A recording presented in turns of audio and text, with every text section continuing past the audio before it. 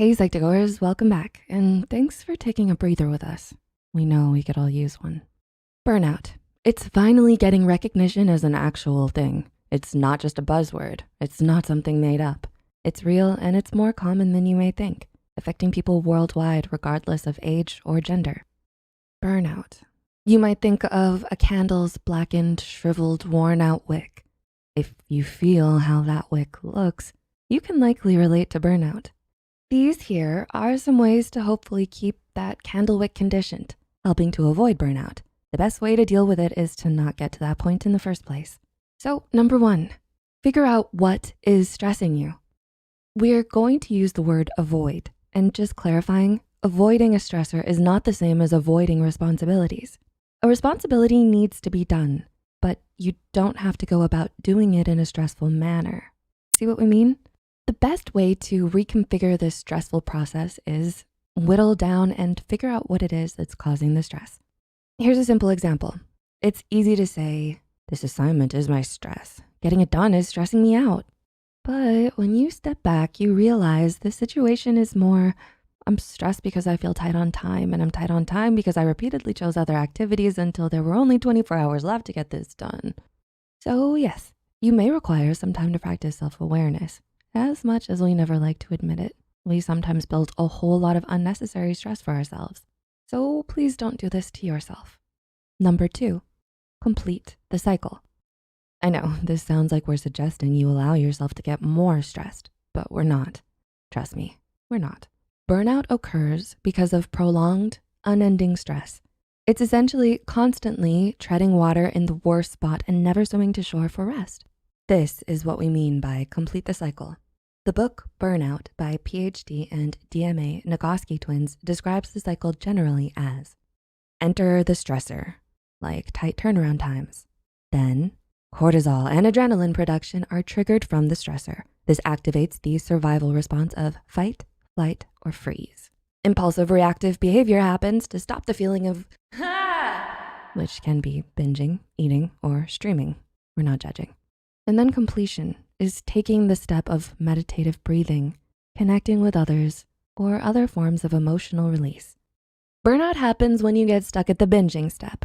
That impulsive action provides temporary, superficial relief, just enough to fool many of us into thinking, oh, we're all good now.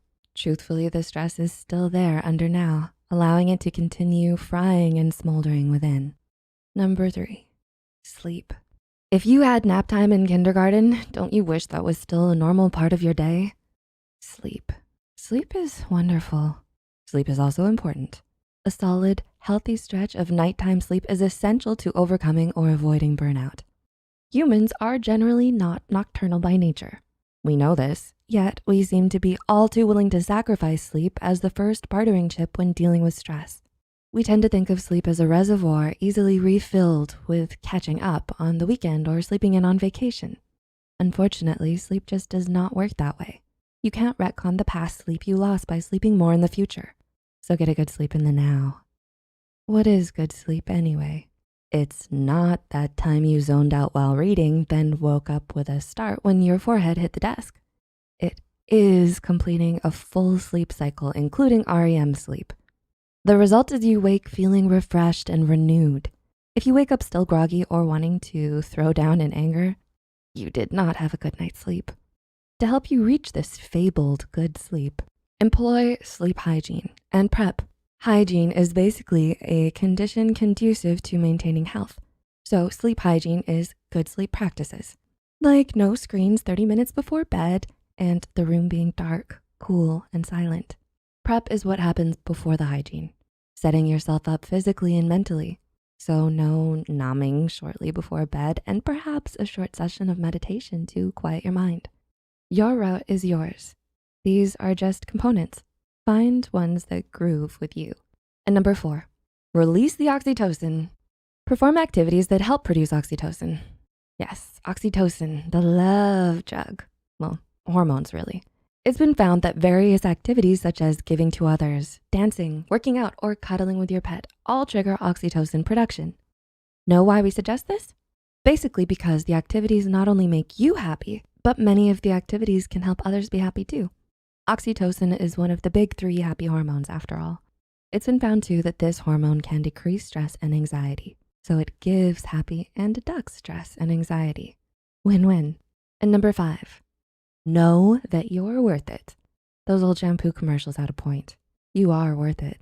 Yep, our last tip for today is to practice self-love. Self-love can help you extend compassion towards yourself, allowing you to perform self-care free of guilt or adding more stress. Never feel that tending to your own health is a waste of time or that you could be doing something more important. You are the most important thing to you. Your existence depends on it. Burnout can happen to anyone. It does not matter if you're in school or at a job or trying to get your own business going or a mom or a dad. Burnout is a creeper that can pounce when you least expect it, happening to the seemingly healthiest of us. We mean you're not alone or defective or inept. Burnout essentially means that your own personal care has been sacrificed in pursuit of outward rewards, whether that pressure has been put on you by yourself or by a boss. Take a moment to realize that nothing is worth your health and that you deserve to be happy, no matter how much the bottom line is going to affect quarterly profits. You got this, and we're with you on that. Did you see or hear something that could help you or someone you know? Comment below and give us a like. Take a break and reach out to others for help. And we hope you found something helpful here. Maybe we'll take a breather together again next time. Thanks for watching.